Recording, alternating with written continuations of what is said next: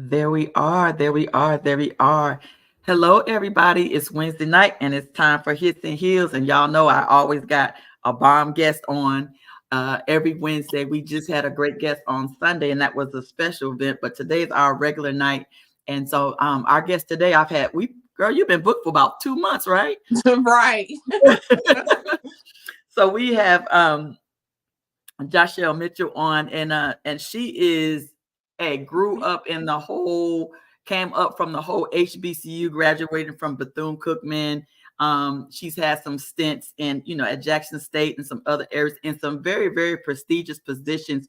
So I'm going to let her come on, give her story from the beginning. She's from Flint, Michigan, and I'm a basketball person. So she's got 2 state championships and she's in their Hall of Fame. And y'all know how I am with our Lexington African American Hall of Fame. I'm on the board with that. So y'all know I love having Hall of Famers and honoring them and making sure that they get their press. So that's why she's on here. So Jashell, welcome to Hits and Heels. And we can't wait to hear your story. Go ahead and start wherever you want to start with telling my audience who you are and how amazing you are. Oh, no problem. I appreciate the opportunity and thanks so much for having me.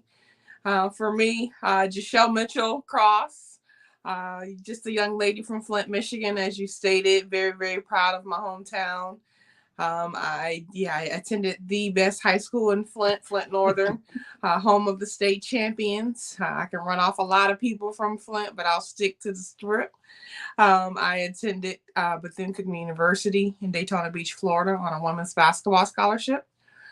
From there, I started my career in basketball operations at the University of Arizona. From Arizona, went back home to Bethune-Cookman to work in academics. From Bethune-Cookman, went to the University of Memphis, worked in football administration, then athletic administration, alumni affairs, and donor development. From Memphis, I went to North Carolina Central University. That is where I started my first stint as the director of football operations under head coach Jerry Mack, who's now with the Jacksonville Jaguars. He's been a couple places as well.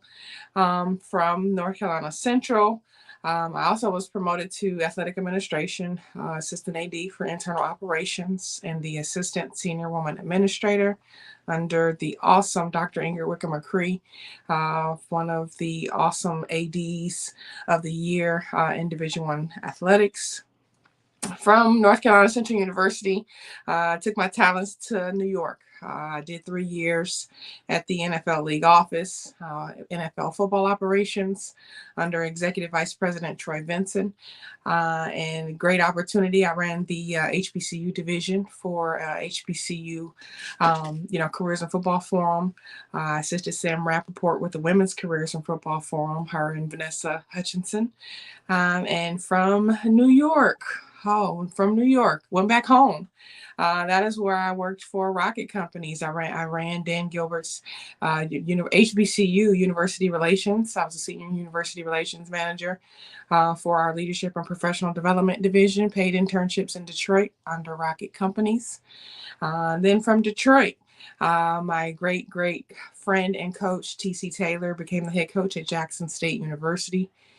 Gave me a phone call, wanted me to come be the chief of staff / DFO at Jackson State University. So I went down there for a year. Then life happened. I got married New Year's Eve to my awesome husband, Mario Cross. And now I am back home serving in the community capacity, which I love to do. I'm a development officer for the Community Foundation of Greater Flint here in Flint, Michigan, and looking forward to continuing to help make a difference and now pour all of my experience into my hometown and helping the community and helping young ladies that look like me into the sports industry. So that's me. Oh, I love it. I love it. So, did you tell us that you won 2 state championships? Did I say that you won 2 state Uh, championships? You're in the Hall of Fame? yes, back-to-back state champions, Flint Northern High School. If you're familiar, Pamela and Paula McGee. Ooh. They're alumni, Flint natives. I know they're the mom and auntie of JaVale McGee. And they had a daughter, too, who played in the WNBA. So we got some rich athletic history here out of the city of Flint. So I'm very, very proud of our athletic heritage, and especially our Hall of Fame induction in 2016. So very happy and excited about that, to be a Flint Northern Viking and a state champion. Oh, I love it. I love it. And so and being a champion just takes you just to another level in anything, because when you're, especially when you're in any type of a corporate setting, it having a winning mindset is just unbelievable. And so you went through your resume and it is absolutely just mind blowing. Mhm. I think I want to start with the NFL. Okay. Give us more information about that, because um the first year that I started coaching, I got a email from Lori Locust, who's presently with the Titans. And Yeah. she asked me, she was like, well, how far do you want to go with this as far as being a female football coach? Yeah. And at that time, I had no idea. And somehow she put me in contact with Sam Rappaport. And I got an email in my Instagram one time from one of her interns that said that, I was just reaching out because Sam wanted to find other girls or women that were coaching football across the Yep. nation. And I was just very, very honored that they were able to find me on social media like that. But I definitely don't have a desire to coach in the NFL. I coach middle school, and I can imagine, I know what I get at the middle school level. So I can imagine the type of issues that I would have at the NFL level. So I would love to be able to talk to Lori and Jennifer and some of the other women in the NFL, just to kind of see, just offline, just the stuff that they're going through on that level as a woman coach in a male predominantly sport. But tell me about the women's forum. Like, what is the consensus of most of the women as far as their knowledge of the game, or just their interest in wanting to coach football on the next level, especially at the NFL level? Well, not everyone wants to coach. That's the misconception that people have. Sometimes it's scouting, it's operations, it's various areas, front office. So it's not always coaching. But at the same time, like you mentioned, Lori, great person, Jennifer, Callie, I can go down the line, Camille, Sally Clavel, so many awesome women who have gone through the program, and basically working with Sam and Vanessa, excuse me. It was a great time for us to just follow the mission and trust the process. And what do I mean Yes. by that? There was a distinct effort to assist women who wanted to, coach or scout or be within football operations at the highest level. And we would just connect with some of the awesome women across the country in various areas, football operations, collegiate, professional, high school. It was a young lady who played, I want to say Tommy Harris, I believe, off the top of my head. Tony Harris. Tony Harris, there we go. Mm-hmm. So it's just those type of women that we were able to connect with, vibe off, get some synergy, introduce them to teams.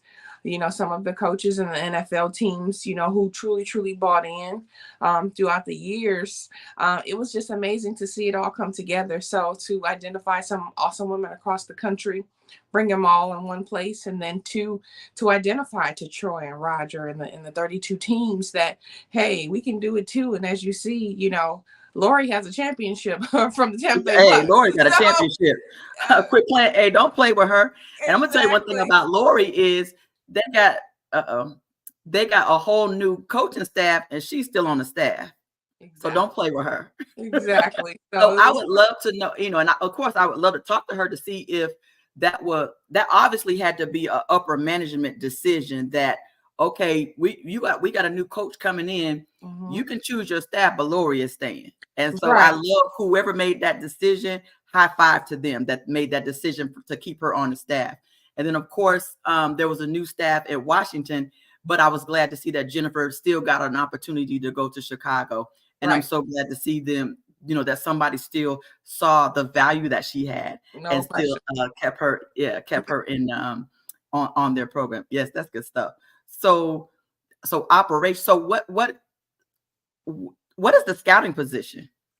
Well, for scouting, sometimes some of the roles, some of the 32 club teams, they have various people who are in the scouting area. When you think about the draft, it's Mm-hmm. not just the head coach and the coordinator. It's a whole plethora of people. You have probably Northern Division scouts, so where they go across the country scouting talent. So that way on draft day, they've seen almost everything under the sun of not missing someone who could, contribute to their team. So from a scouting perspective, they kind of do the behind the scenes deal. They identify talent, and then they present it to not only the leadership but the coaching staff to say, hey, we need this person or that person. We should take a look at. And two, when they talk about, hey, well, they'll find you. They literally will, but you have to do your due diligence too to kind of be identified, because when they come to those campuses, when they speak to those coaches and their strength and conditioning coaches, and going back to your hometown, to your high school coach, they really dig into your background. So it's definitely a great opportunity for people to get into the NFL through scouting and football operations or front office. There's so many different roles that people just think coaching and playing are the only ones, but it's really not. Oh, I love to hear that, because that I might be interested in something else as long as I'm not coaching. So let's okay. So my son, of course, is in college. What, as a parent, of course, you're behind the scenes as a parent, and then I have a lot of women that's on my that are my viewers, have boys or girls that are interested in playing to the next level. How do they get prepared besides just blowing up? Because you're saying they dig deep. Oh yeah, they really go deep. So what are the things that people don't know that they probably need to know? They talk to they had no idea that this was a part of the scouting process. They talk to everyone. So the people who you wouldn't even think of. Yes, it's your coach, your principal, your teacher, your janitor, your pastor, the job that you work. They really dig deep to get to know who you are, because they want to know who they're drafting or who they're putting on their team. So my advice to parents would be to start early, as early as middle school. And what do I mean by that? Start identifying, the type of talent, and be like, oh, we're gonna let them be kids. Okay, well, you behind the 8 ball if you don't get prepared. So I definitely say middle school, start really thinking about, hey, I want to play, Division 1 or Division 2 or whatever your choice may be. So when you're in middle school, you can kind of map out your plan. So when you touch that 9th grade year and your clock starts, and you become a PSA, a potential student athlete, that you already have the understanding of what your process is, of what you're trying to do. You have a goal of going to play Division 1 ball. At the same time, with so many different NCAA rules and regulations and changes and name, image, likeness, you name it, it's going on, that if you don't have that process and understanding that, at least by your sophomore year, if you don't have your core courses prepared, it's going to be very hard for you to go Division 1 if you haven't prepared early. So it's time out for the wait to the senior year or junior year to take this class, that class. Now go ahead and knock out your core courses. Make sure you register with the NCAA clearinghouse, because that's how they can identify you. Take your test scores early. Sometimes they may even wipe out the scores. I don't want to give wrong information, but I'm pretty sure with APR and the transfer portal, kids can hop, skip, and jump how they want to. So I know APR and GSR is pretty much out the window at a lot of schools. But just map out your plan, create your top 5 areas, demographics, schools you're interested in, reach out, connect, get your film right, get your grades right, and just be sure that you have the understanding that you're not the only one trying to be the only one, and you have to stand out. And that's the opportunity for you to really get in there early, get recruited early, so that way you're on the school's radar. That's great information. What do you think is the main reason we have such an influx of athletes going into the portal? Name, image, likeness. I think, it is what it is. This isn't new for us, for us seasoned athletes. We remember the Ed O'Bannon. We remember the, old school, Arkansas group and UNLV and, the Michigan States for me here. At the same time, it's just now almost legal, depending on how you look at it, of just about how and when you're getting paid. So I'm all for student athlete enhancement, name, image, likeness with proper protocol and making sure you do your due diligence. But also sometimes I think it makes entitlement go through the roof. Yes, So at the same time, you know, a lot of kids and parents too. Sometimes the parents worse than the kids. absolutely. And it's just kind of like, you know, just sometimes you're not that good. You're not as good as you think you are. And You people preaching now. people get their head blowed up and then they feel some type of way when you're trying to give them the game when I'm just trying to help you out. So Right. those 2, 3, 4, 5,000 kids in the transfer portal, thought they were better or bigger than what they were. Than what they thought they were. Now they're at home.com or at home playing in the basement playing video games.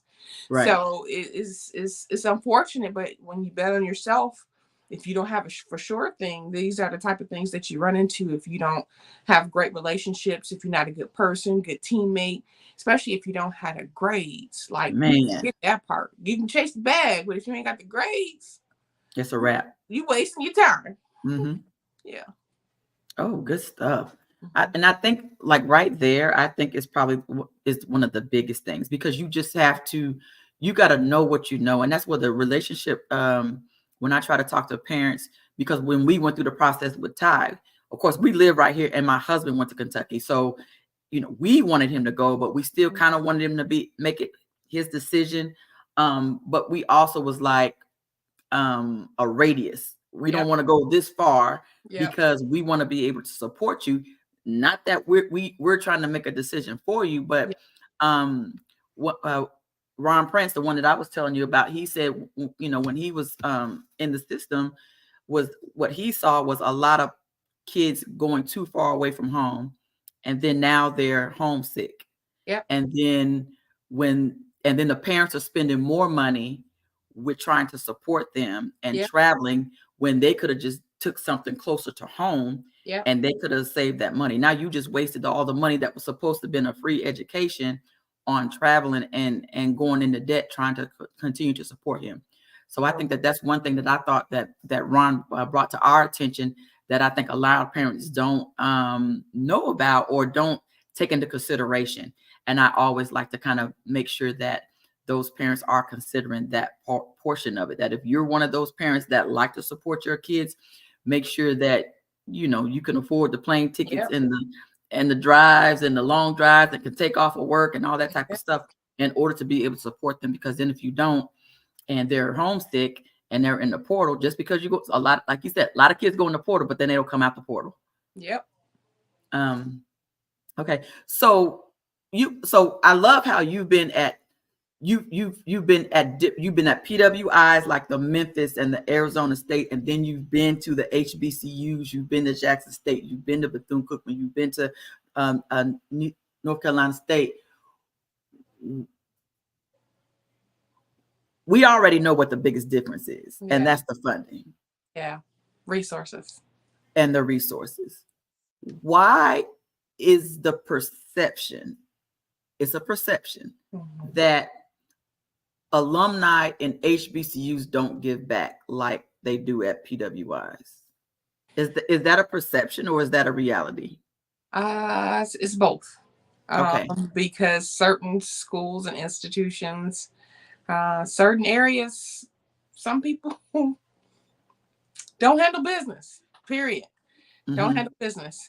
And we have a new jack type of kid that to where they're not taking things that we would take or have done back in our time or tough it out and just no, these kids, they're on social media, they're putting it on blast, they're coming home, they're quitting, they're dropping out. So they're not into kind of the fully toughing it out as we would.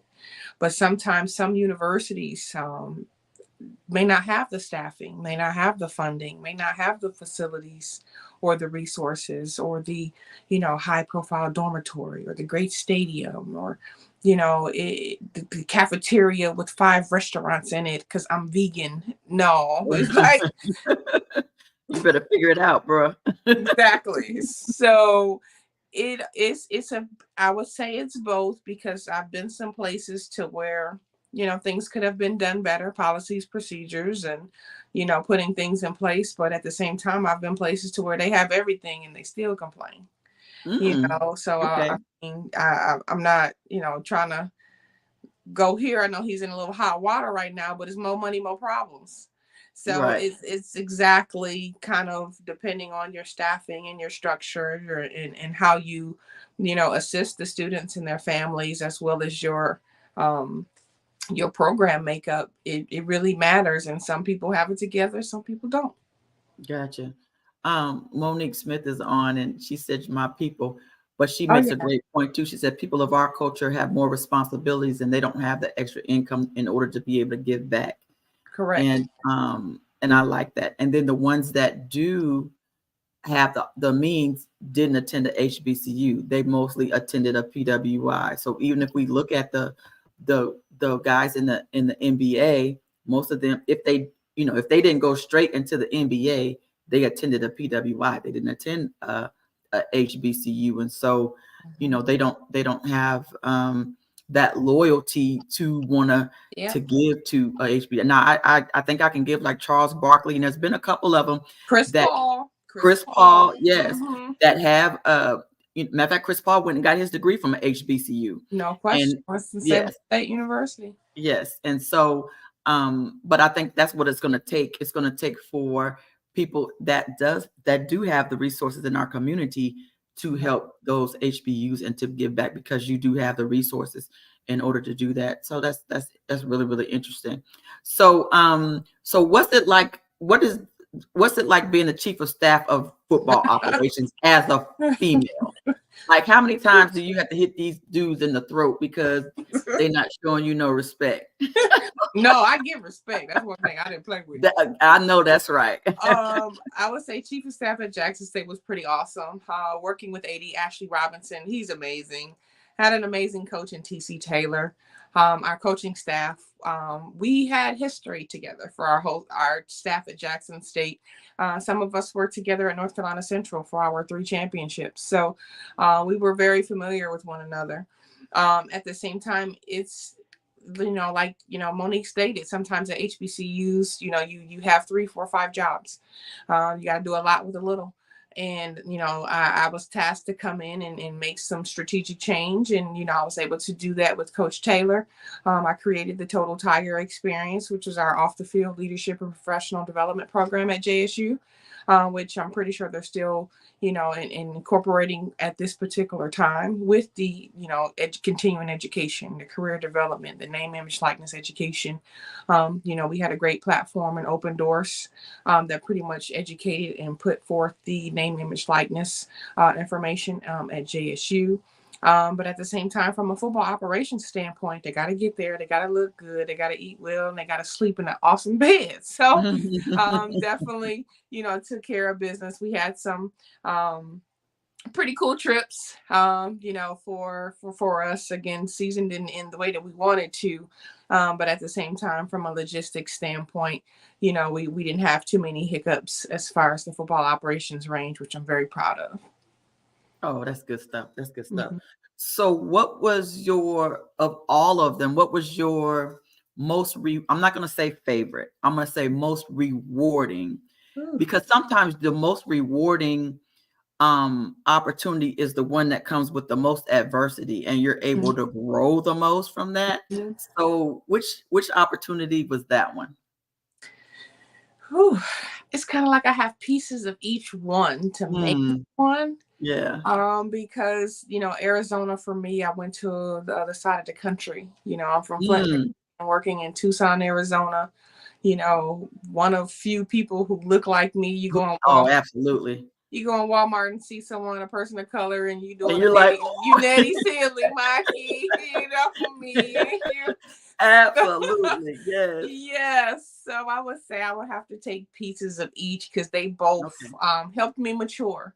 Yeah. They all allowed me to put a piece in my toolkit, through administration, through operations, through decision making. So I would have to say a little piece of each one helped me be who I am today. And there are, okay, so as a assistant athletic director, there Mhm. are not many women. Mm. So I love that you were able to break that ceiling. I had the assistant AD over DEI for Kentucky on a couple of weeks ago, and we talked about the challenges. So what is the biggest challenge besides? Can you just not look at me as a Black woman? Can you just look at me as an athletic director? Well, I'm a big believer of who you work for, who you work with matters. And it's all about their leadership and their belief in you to get the job done.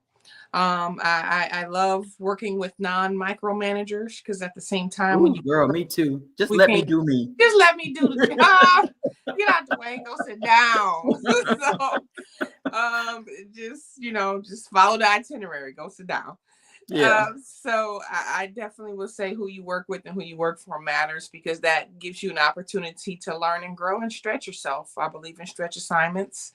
Us as women, especially in collegiate and professional sports, we run into that little ghost of the past of imposter syndrome.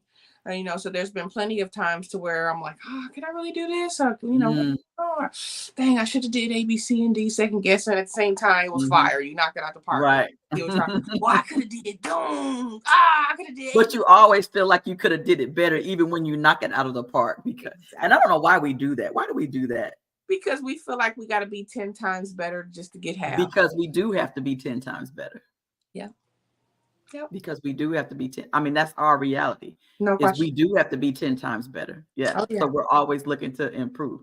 Uh, that's crazy. And it's funny how we all have like the same type of story. Like No question. No question. so Hmm.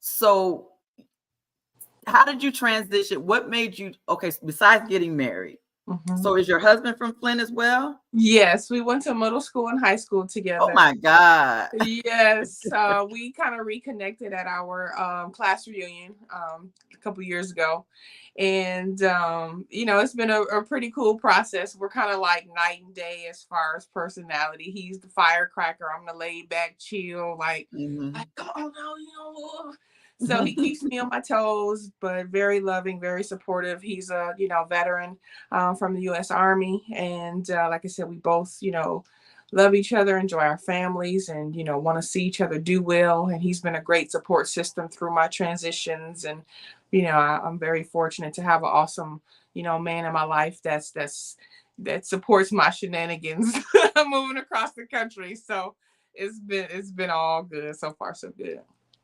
Well, I'm an army brat, so I totally get that. And but Mhm. because and I'm gonna be honest, because he was in the military and he understands that transition because Yeah, even because if you have a spouse, you're almost expected to be able to follow them wherever they go. And I'm just telling right now, my husband's support is just everything to me because again, I'm coaching football. Like yep. and then now I coach I also coach a women's team when we're not together. So we coach together football Mhm. during the regular football season, but now is when the women's season is going. So like I'm in Detroit this weekend, and Mhm. he's like, I think he's in Louisville because he coaches baseball. Oh, So we're both like yes. all over the place, and we really don't see each other during this time frame. And I think even next weekend, I think he's in Indianapolis, and I think I'm in Columbus. And Wow. so we kind of just got to kind of make it work. But Yep. because we support each other, we're able to make it work. No And then in July, when football season starts, we're back at it again and in question. each other's face again. And No but it's question. still, and I get a chance to miss him. Uh-huh. I get a chance to miss him. And so I really love that. So um so I'm an army brat. So my dad and my parents um they retired in Fort Riley. Where was he stationed? Do you know? He did a stint in Oklahoma and Fort North Sill Carolina. Yep. and Fort Bragg.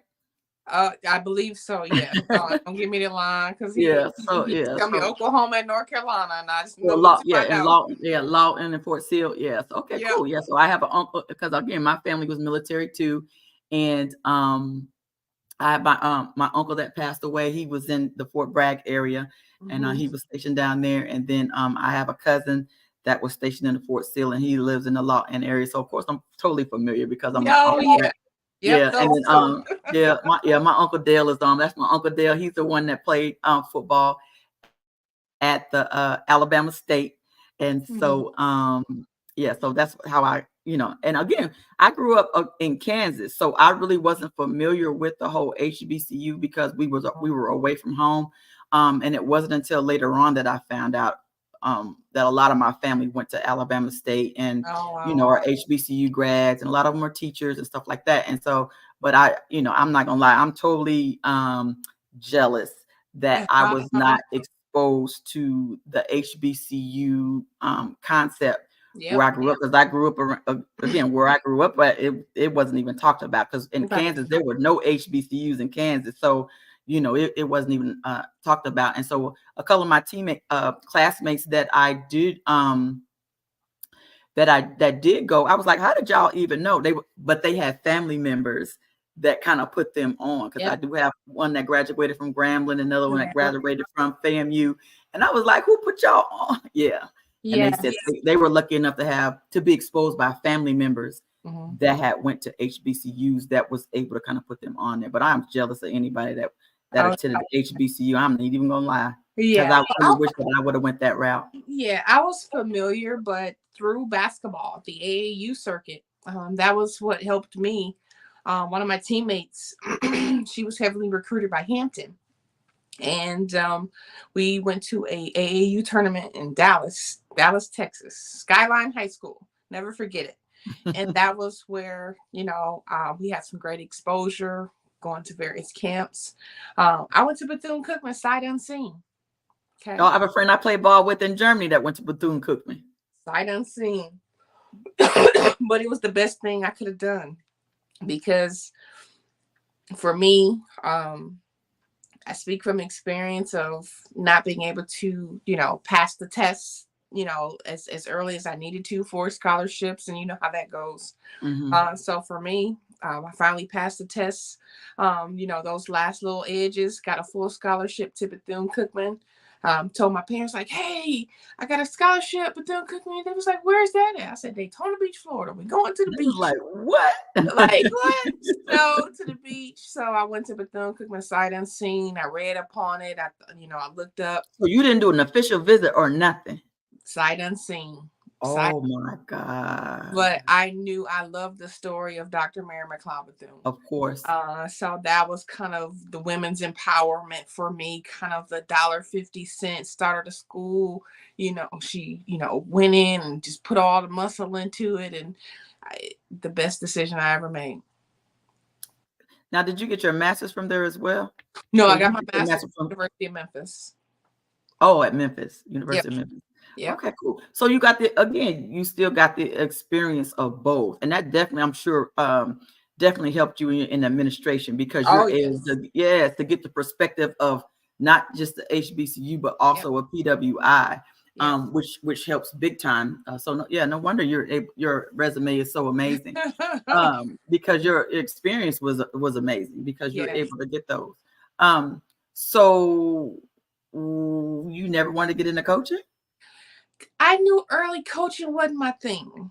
I just knew coaching wasn't my thing. I enjoyed the behind the scenes, the administration, the operations role.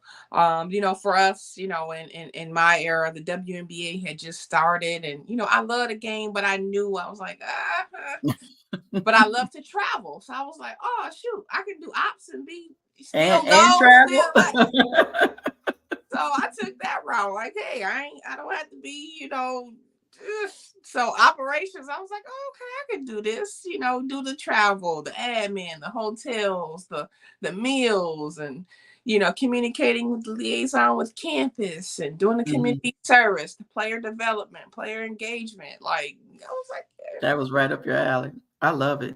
I think that's the thing that I'm glad that you mentioned that, because I think a lot of us that are on the outside looking in don't realize all of the other jobs that you can get to as far as athletics. I did not have the mentorship growing up I mean, going into college. I went to Kansas State University Mhm. and just did not have that mentorship. It was a PWI, but did not have that mentorship of Yeah. someone because again, back then, I would have loved to stay Yeah. in athletics Yeah. in some capacity, even if especially if it wasn't coaching, because back then I definitely wasn't into coaching. Yeah. It wasn't until I was playing ball with the women's military team that I kind Mhm. of got thrown into the coaching because I was nursing the injury because I tore both ACLs and was Mhm. nursing the injury and I had to kind of fill in for the coach. And so then I kind of caught the bug then. And then, got a job in middle school and the Yep. coach quit 2 weeks before the season started. And I Oh kind of man. got, and I kind of got, I was like, well, I'm here. I'll just fill it in and fell in love with it. Yeah.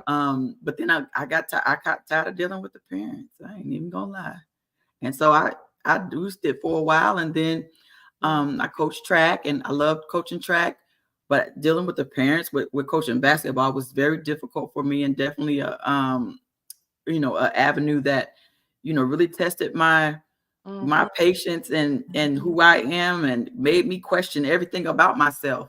And then when my husband brought me back, got me out of retirement and got me coaching football, I was like, ooh, this is it right here. Oh This yeah. is it. This is it. Oh, And then when the women's team came, that was the ultimate. So that's why I was like, the NFL wasn't for me because I love coaching the women.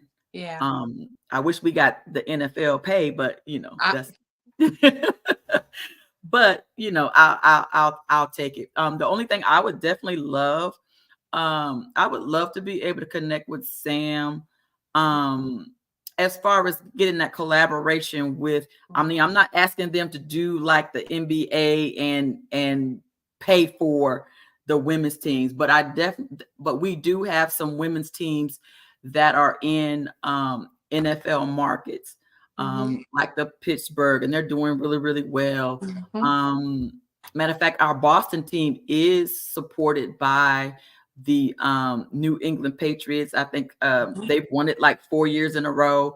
And the New England Patriots let them use their private jet to fly out to places and stuff like that. But Yep. they're the only team that I know of in our league that's actually kind of supported by an NFL team. Mhm. But even if it's just letting the women on the field for 30 seconds, just so that, during the halftime or in between quarters or in between, um, timeouts, and just acknowledging that they exist just so that we can Mhm. get that publicity. I mean, I love what the WNBA is, the publicity that they're finally getting, even though they've been around for 28 years. Mhm. Um, but I still love the publicity that they're finally getting No. in this day and age for women's sports. So what do we need to do as far as advocating for women's sports? What could we do? What are some avenues that you wish that we can do better? It's all about positive exposure. It's all about leadership. One thing at the professional and the collegiate sports, leadership matters. From down to the board of trustees to the chancellor to the athletic director to the head coaches.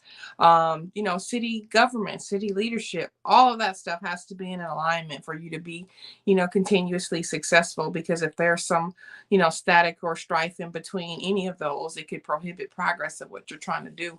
But it has to be, the same mission and vision, and everyone working towards the same goal and not punching holes in the base. So I definitely think, some get it more than others. You see the evolution of flag football. You see some other women's sports as well that's going to the Olympics. So it's there, it's coming. It just needs to be the buy-in from the resources and the decision makers who make all of that come together. So I wouldn't say that it doesn't exist. More exposure is coming. It's just the buy-in from the people with the resources and the decision makers to pull the trigger and make it happen. I love it. So today I saw where Angel Reese bought into the new soccer team in DC. Had no idea they existed, but I'm glad that she Mhm. bought into that. And then of course Sunday I had Aaliyah Edmond, who was the MVP of Mhm. the two volleyball leagues that just started. They're pretty new as well. And so and here's someone saying hello. Make sure I acknowledge them. Um, Hey, and hey. and I think uh, what Angel is doing, I think will set a new precedent. Yep. I definitely love that because even for my team, my women's team is a black female owner. Yep. And so you don't hear about a lot of black female owners in that. And so and then recently, I think I saw where someone asked Serena Williams about purchasing and owning a WNBA team. And I'm like, and it kind of just slapped me in the face because I know that she and her sister have some ownership in Miami, Yep. but y'all never thought about getting a women's pro team. Like, why would y'all have not done Well, that? But Miami has had a pro team before. I believe when the WNBA first came out, they had a Miami team in Orlando. they Um, did, they did. yeah, Okay, so Florida had a team. It was in Orlando, not in my. Okay, so it was in Orlando, but again, you know, it, if they would have maybe been, a little bit with their name behind it, maybe it would have stayed around. So I right. guess that's kind of what, kind of where I'm Leadership, getting at with that. leadership Yeah. and We resources, we have Dominique Dow's, I think, just bought into the Atlanta Falcons. and Will Packer, Um some other and equity you groups. yes, right. Mhm. And so it would just be nice to see those that do have the resources Mhm. to go ahead and invest in some of these women's teams. So No question. whether it's volleyball, there's a pro softball league, and I think it's new. Like I think our softball, our soccer, and volleyball are all like new leagues, like Gotcha. in the Well, last couple some of of them years. have been there. They just been provided They more just exposure. been okay. What I love about Angel Reese and her situation is she's highly advised by Shaquille O'Neal. Yes. I think sometimes people sleep on Shaq's business endeavors. Mm-hmm. Again, being an He owns LSU grad, everything. owns everything. Being an LSU grad, I'm pretty sure his advisement, or his team, or kind of her team as well. Not discrediting anybody on her team because I'm excited for the young lady, but Mhm. it's those type of people who can give you the game and Oh, not wait absolutely. until you do something like John Moran or do something crazy, crashing cars on Mhm. the highway, and then you want to redeem Right. yourself. So I'm excited for that type of opportunity now. I'm excited for Candace Parker going to Adidas. Like, Man, that holy was smokes! huge. Right, that was huge. I definitely didn't see that coming. I just thought that she would maybe stay in broadcasting, or and then the Tennessee job was open, and I was so curious as to whether or not that her name came up when the Tennessee job came back open. Because I really thought that they were going to go with I thought they were going to go get Carol Lawson from Duke to bring her back home, but I think Kara said that she was okay. But then the next person that came to my mind was Candace. Mm-hmm. But I didn't know where she was as coaching. But Right. but of course, when you have her child at the age that she has, and then the baby, with her family, I don't know what I don't know what her family situation is like, and now because that's tedious. It's hard on because you're a single mom when when you have um a spouse that's coaching, or you're always recruiting and you're always Yeah. on the road and you're always gone, and that's why I commend you. So I mean, is that the reason why you stayed single as long as you did? Because was it hard to settle down Well, because of your schedule? I just needed someone who understood my passion, understood what made me tick, understood what I did because I love sports. I love helping people. I love helping my student athletes and my coaches, through different leadership and professional development, graduation, baby showers, weddings, to see them, some of them getting inducted into the Hall of Fame themselves within the recent Yes. years. So just being that resource and that rock for all of those entities to know that somebody that I know that understands what I do is going to come in and give it 110 just like I am. But it also made me slow down and scale back and think of someone else outside of myself.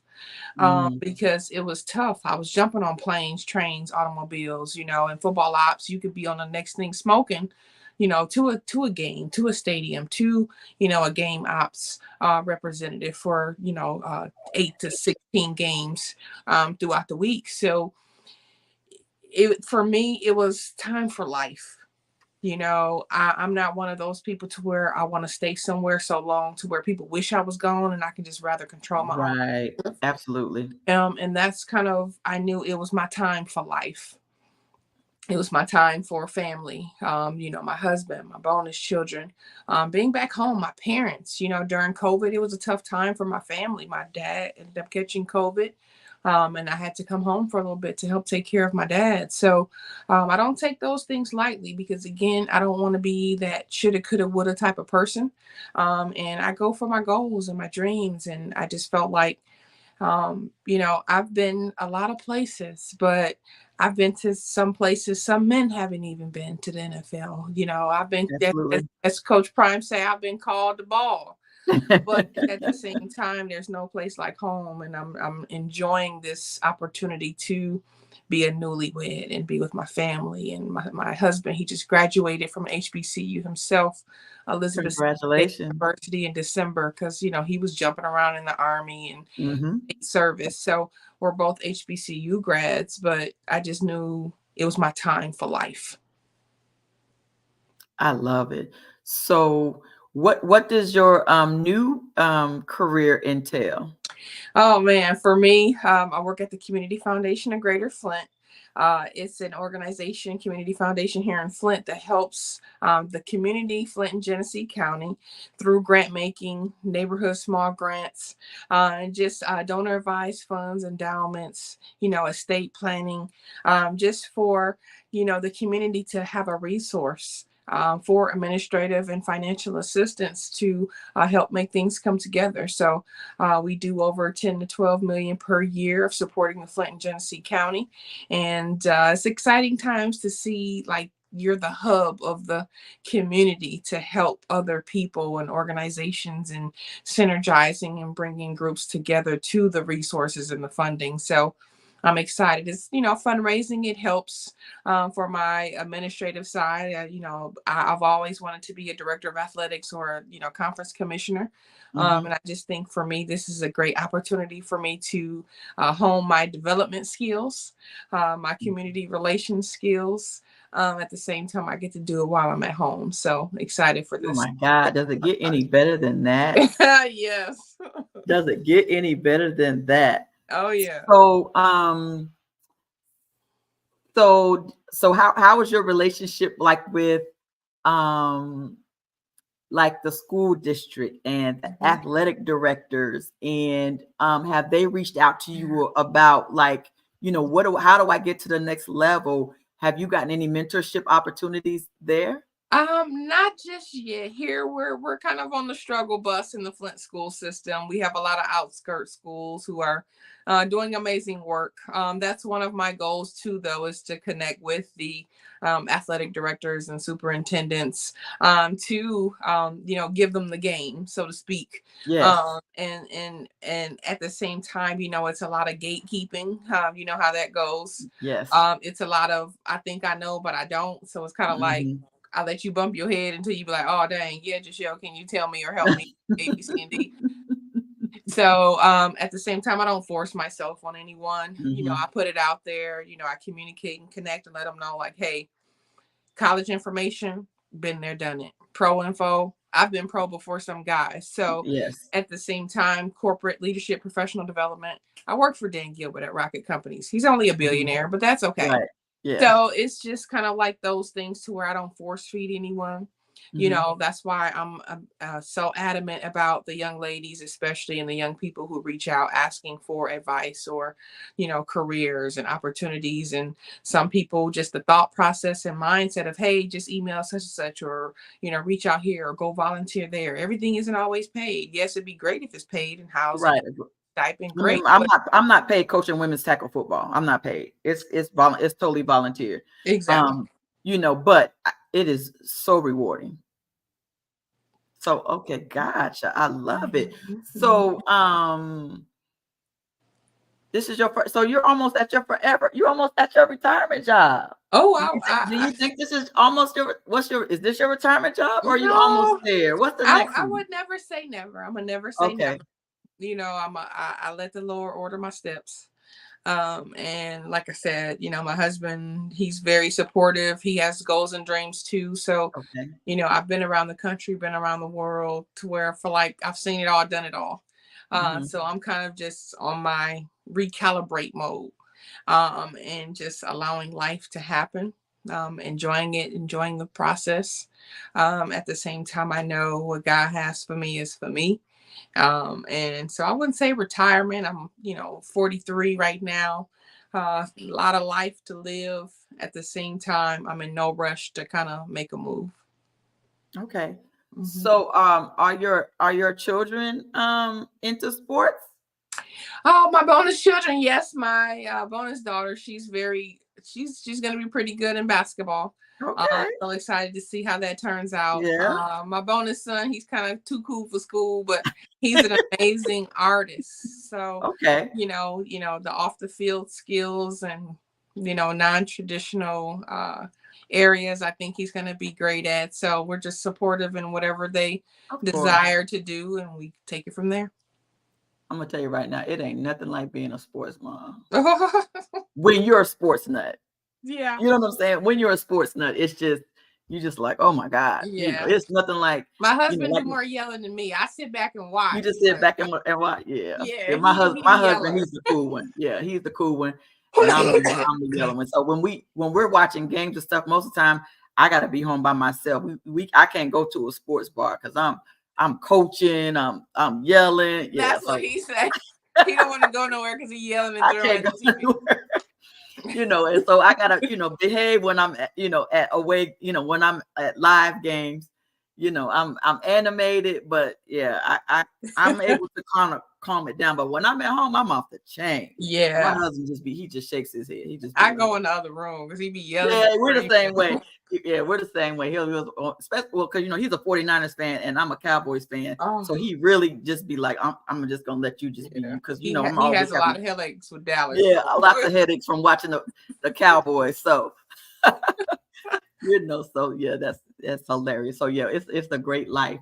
Um, I don't think I have anything. I don't know what else there is. Is there anything publicly that you've ever just wanted to say or give advice about, or wish, a question that I maybe should have asked that I didn't know to ask? Or is there anything people need to know, something parents need to know, just whatever you want to talk about? If not, I we can definitely close it out. say, I definitely will say with the new age of name, image, likeness, Okay. um, certain schools are in a valley of decision. Parents are in a valley of decision. At the same time, let your kids be kids, but map out your plan. Don't get lost in the sauce. So some states are passing name, image, likeness in high school.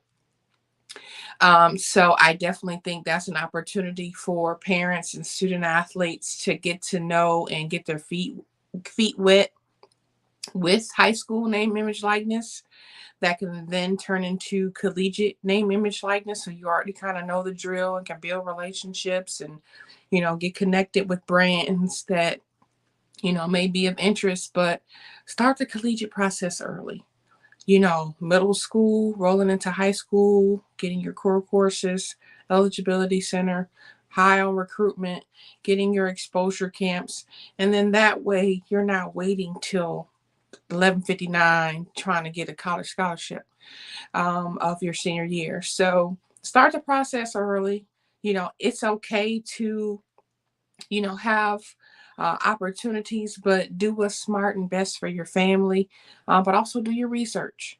It's just always be mindful that you're, like I said, you're not the only one trying to be the only one, but what sets you apart? What makes you different? Because again, a lot of schools now, they don't even recruit high school students. They go to the transfer Go portal. straight to the transfer portal. So educate yourself on finances and funding and Hey, I may not be on a full athletic scholarship, but I can probably go get academic money. I can That's why your probably go grades got to be be important. right, the non-traditional route. I can go be the, team manager and get my school paid for, or my books. And, some of these managers across the country, they live in high on the hog too. So just be mindful of the different options that you may have. Just because you don't have a full scholarship doesn't mean that it's over. Get those grades. I love what you just said because, and we didn't even touch on that. What are some of the alternate, let's say you have an athlete that maybe he's not good enough to get a scholarship, but there are still scholarships that are available, just kind of like the non-traditional outside of coaching Mhm. and jobs. There are scholarship opportunities that are also Yes, non-traditional. correct. No, I What are mean, some of those? people forget that, the higher your grades are, the more academic money you can get, the more grants and scholarships that you can get. Sometimes some of these universities have money sitting because they have nobody to give them to. So it behooves you to where, if you're not on a full academic scholarship, or even if you are, try to get all your resources together. Sign up for your FAFSA, making sure that you're getting the most that you possibly can. Of course, cost of attendance and all of that stuff, depending on what you got going on and what school you're at. All of that stuff matters, but ask away, jot down questions, talk to admissions, talk to your guidance counselor, talk to your dean of the major you're thinking of going into, because they have scholarships in galore sometimes, and sometimes no one to even give them to. And again, it's what you don't know. What my daughter did was she went the housing route. Yep. Right. Resident And assistant. I Yep. had no, when I tell you I had no idea, I had no idea. So Yep. she went the housing route. She was able to get her master's paid for. Yep. Then she became uh, a resident director. That was like her first job, and she still had a live-in place to live without having to pay rent somewhere where she was getting a check. Correct. And then she just transitioned into an assistant director of housing. Yep. And she's making decent money. She lives in Chicago. She's at Governor Mhm. State, and now they're paying for her doctorate. Yep.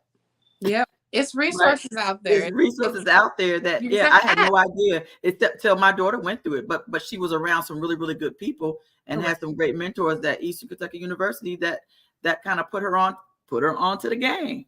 Yep. Put her onto the game. Hey Yep. Cynthia, that's Sports Sense is another podcast that I'm gonna put you on too, and I'm gonna ask Awesome. her to bring you on as a guest as well too, so she can ask you some different questions that maybe I didn't ask. But hey, Cynthia Coleman and Sports Sense, she airs. She's on YouTube as well. You guys can go to Okay. Sports Sense, and she did a great. We did a great podcast together when I was on her podcast. It was Okay. off the chain. And so okay, well I guess that is it. It was a good show. Thank you for coming on. It was a No pleasure. It problem. was a pleasure meeting you. It was a pleasure talking to you, hearing your story, because again, we do not have um there's not a lot of us that are in the administration positions, especially Mhm. in football operations, Mhm. that you have been able to hold those positions, and I'm so proud of you. Thank Thank you you. for representing us well, No and problem. definitely great luck with the rest of your endeavors. And I hope again. I hate that I can't see. I'll be in Detroit this weekend. It's too bad Oh, we can't see each other this weekend. yeah. No. I might have to make it happen and maybe see, because I do have to go to Chicago on I'm leaving for Chicago, I think Sunday, to see my daughter for the rest of the week. And I might have to look at where the map is, and I might have Oh, to okay. meet you on the side of the road just to give I you a know, hug, right? just so we can meet in person. But No. listen, thank you so much. Don't log off. So everybody, as you can see, you can go to Facebook.com, Hits and Heels. Make sure you share. Go to YouTube.com and make sure you subscribe. Don't forget that I will be in Detroit for any of those. My team, the Derby City Dynamite, is playing in Detroit at 7:00 at Samuel. I forgot the name of the school. It's Samuel something. Okay. Um, I forgot. My bad. I forgot. But it's on I'll post it or whatever if you're interested. But I'm in Detroit this weekend, and then I'll be in Chicago on Sunday and Monday with my daughter, and then I'll be headed that. So all my Chicago people, if you're available, I'll be pulling up and just pull up on your girl. And the Lexington African American Sports Hall of Fame is on September the 21st. As soon as the tickets come available, make sure you go and get your tickets. For those that want to donate for athletic scholarships, LAASHAOFL. Let me see if I got a banner. I think I got a banner on here. Go to layshoff.com. Yeah, here it is right here. Yeah, you can go there. I haven't updated the date, but it's actually it's September the 21st is the date for the Layshoff. But here, let's do this one. There you go, layshoff.com, and donate. And you can also get the information for the Lexington African American Sports Hall of Fame. So Hall of Famer, we got a Hall of Famer that we just had on today. We had a great show. Thank you so much, Miss Jashell Mitchell. No. Hey, I appreciate you being on. Don't log off, and I'm gonna go ahead and end this live stream. All right, thank you.